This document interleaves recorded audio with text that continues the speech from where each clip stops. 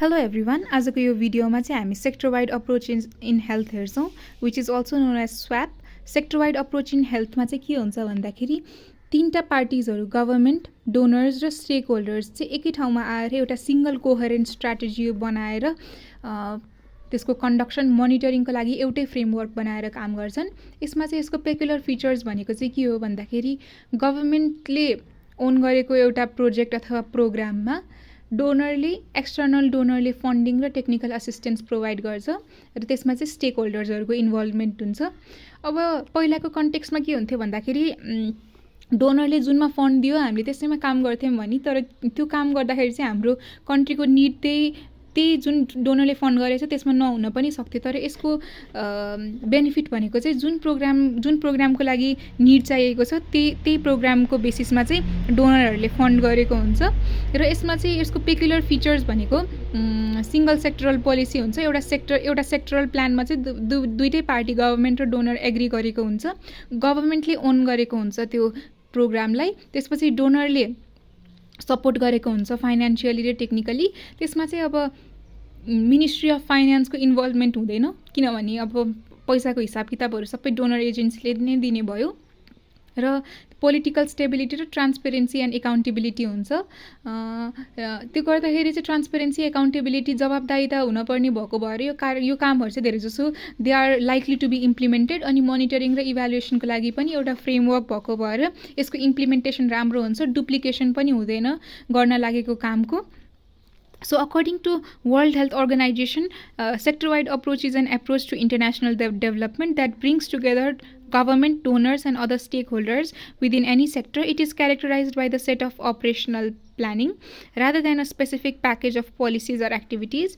The approach involves movement over time under government leadership towards broadening policy dialogue भनेको एउटा single secretary पिएसएम भनेर सम्झिन्छु। यसमा चाहिँ एउटै पोलिसी डायलगमा एउटै पोलिसीमा उनीहरूको कन्भर्सेसन हुन्छ। Approach involves towards the movement over time under the government leadership towards broadening policy dialogue. एउटा पोलिसीमा उनीहरूको डायलग डेभलप हुन्छ। त्यसपछि developing a single sector policy जसमा चाहिँ प्राइभेट र पब्लिक सेक्टरको इस्युजहरू इन्भल्भ हुन्छ। अब यसमा चाहिँ यो एउटा मैले चाहिँ policy dialogue, single sector policy र इस्युज चाहिँ पब्लिक र प्राइभेट भएको भएर पिएसपी भनेर सम्झिन्छु। A common realistic expenditure programme हुन्छ। यो चाहिँ कमन रियलिस्टिक प्रोग्राम हुन्छ। त्यसमा चाहिँ मोनिटरिङको लागि अरेन्जमेन्ट हुन्छ अनि coordinated procedures for funding and procurement. अब according to world, sector-wide approach provides a broad framework within which all the resources in health sector are coordinated and coherent and well managed in partnership with receipts in the lead. So यसमा चाहिँ एउटा framework हो जसमा चाहिँ सबै रिसोर्सेसहरू health सेक्टरमा coordinated र कोहरेन्ट वेमा लैन्छ। अब यो चाहिँ प्रोग्राम बेस्ड अप्रोच हो। Sector wide approach is a form of program based approach which is applied at the sectoral level which is defined as a way of engaging in development coordinated based on the principles of coordinated support for locally owned program and development such as अब national poverty reduction strategy, a sector program, a thematic program or a program of specific organization. A sector-wide approach is an approach which involves the different type of relationship between government and development partners, a mechanism through which support to public expenditure program can be better coordinated.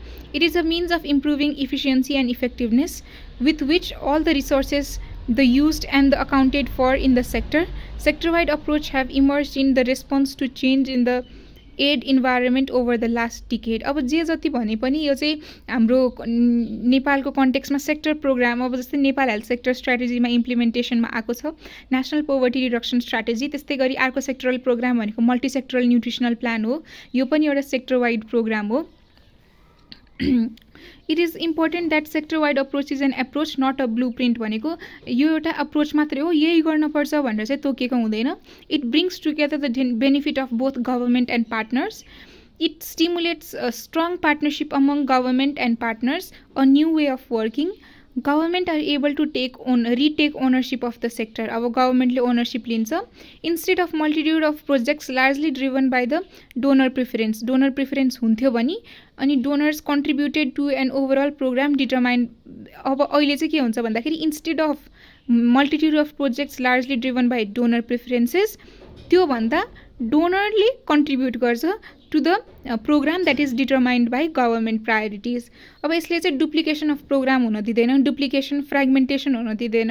अब डोनरले पनि एउटै एक्टिभिटीको लागि fund गर्ने, गभर्मेन्टले पनि एउटै एक्टिभिटीलाई formulate गर्ने भयो भने डुप्लिकेसन हुन जान्थ्यो, तर त्यसले प्रिभेन्ट गर्छ।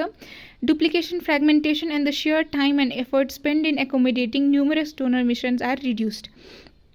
This is itself a clear benefit. More importantly,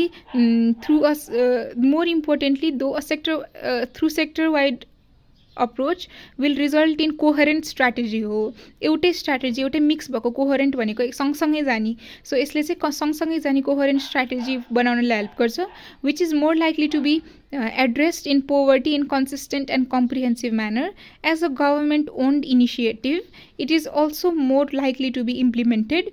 As per the donors, increased development impact should be the key benefit.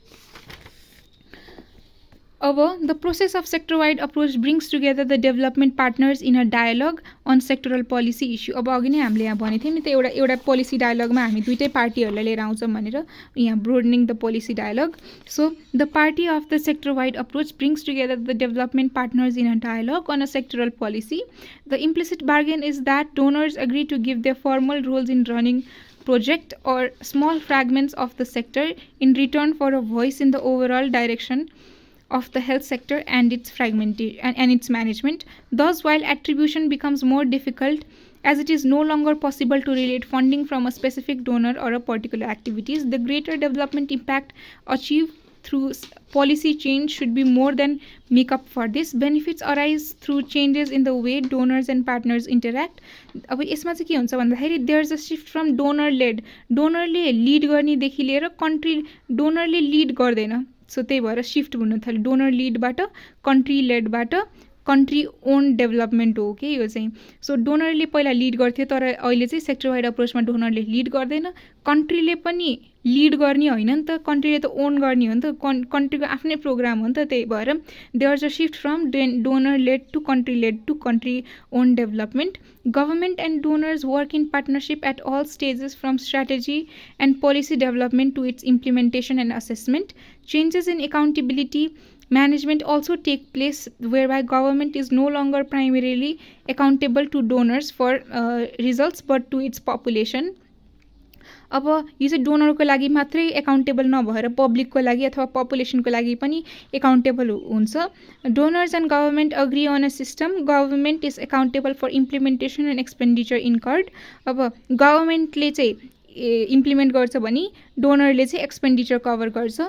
Donors on the other hand are accountable to government for delivering their in part of any agreement, whether it is predictable and timely funding, appropriate technical assistance, etc. This requires donor to shift their focus and reporting system away from measuring the performance of their inputs towards measuring their output and outcomes of the sector as a whole. So यसले चाहिँ के गर्छ भन्दाखेरि output oriented र outcome oriented हुनलाई help गर्छ। यसको की components भनेको चाहिँ एउटा एग्रिड हेल्थ स्ट्राटेजी हुन्छ, गभर्मेन्टको ओनरसिप हुन्छ, फन्डिङ अभाइलेबिलिटी हुन्छ, funding availability and larger term commitments, effort to streamline fundings, त्यसपछि इन्स्टिट्युसनल क्यापासिटी र गुड गभर्नेन्स हुनु पऱ्यो, stability of the government and partner government personnel. र यसमा चाहिँ effects of policy, effects of swap sector wide approach भनेको चाहिँ reduced aid, fragmentation and duplication अघि नै एक्सप्लेन गरिसकेँ। Increase government ownership and leadership, improved coordination, strengthened institutional capacity, improved transparency in budget process, clearer and more predictable way. त्यसपछि expected result भनेको better sectoral policies including reduced inequalities in access and geographical disparities, greater likelihood of implementation, increased effectiveness and efficiency of the public expenditure, use of performance monitoring evidence based approaches, reduced transaction cost, better coordination. Programs are more accountable to government sector, ministry, not donors. Improved conditions within the line ministry for wider government, civil service, public finance management reforms to succeed. त्यसपछि यो चाहिँ effects of swap भयो, expected result भयो। Expected impact भनेको चाहिँ sector objective achieved and contribute to millennium development हो। अब यसले चाहिँ मिलेनियम डेभलपमेन्टलाई कन्ट्रिब्युट गर्छ, पोभर्टीलाई पनि एलिभेट गर्छ। यसको मिलेनियम डेभलपमेन्ट गोलको त प्राइमेरी अब्जेक्टिभ भनेकै पोभर्टी रिडक्सन हो। अब यसमा चाहिँ मैले यो न्युमोनिक एडभान्टेजेस अफ सेक्टर वाइड अप्रोचलाई चाहिँ स्कुटर भनेर सम्झिन्छु। यो चाहिँ एउटा सेक्टर पोलिसी हो, एउटा सेक्टरमा ऊ गर्छ, कोअर्डिनेसन र क्यापासिटी बिल्डिङ हुन्छ। अनि एससिओ, ओमा चाहिँ ओनरसिप बाई द गभर्मेन्ट, टीबाट ट्रान्सपेरेन्सी इन्क्रिज हुन्छ र ट्रान्ज्याक्सन कस्ट घट्छ, ईबाट इफेक्टिभ इम्प्लिमेन्टेसन र आरबाट चाहिँ result oriented and resource allocation better हुन्छ। सो त्यही नै हो यसमा मैले लेखेको पनि सेक्टर पोलिसी हो। यो एडभान्टेजेस अफ स्वाप भनेर छ। एडभान्टेजेसमा चाहिँ अब यो it is based on government ownership and leadership, यो चाहिँ रिजल्ट ओरिएन्टेड हुन्छ, सेक्टर पोलिसी हो। अनि त्यसपछि कोअर्डिनेसन बेटर हुन्छ, फन्डिङ क्लियरर हुन्छ, ट्रान्ज्याक्सन कस्ट घट्छ, capacity building, greater reliance, transparency increase हुन्छ, त्यसपछि रिसोर्स एलोकेसन हुन्छ। अब्स्ट्याकल्स भनेको चाहिँ अब गभर्मेन्टको लिडरसिप विक भयो भने त्यो अब्स्टेकल भयो। त्यसपछि यसमा चाहिँ मिनिस्ट्री अफ फाइनेन्सको इन्भल्भमेन्ट हुँदैन, विक पोलिटिकल कमिटमेन्ट र डिटोरियोरेटिङ म्याक्रो इकोनोमिक सिचुएसन भयो भने गाह्रो पर्छ। अब नेपालको कन्टेक्स्टमा चाहिँ यसको इम्प्लिमेन्टेसन भनेको हेल्थ सेक्टर रिफर्म स्ट्राटेजीमा भएको छ। नेपाल हेल्थ सेक्टर स्ट्राटेजी, त्यसपछि Nepal health sector program implementation plan, first second Nepal health sector strategy, त्यसपछि Nepal health sector strategy implementation plan 2016 to 21। त्यसै गरी मल्टी सेक्टरल न्युट्रिसनल प्लानमा पनि यसको इम्प्लिमेन्टेसन भएको छ।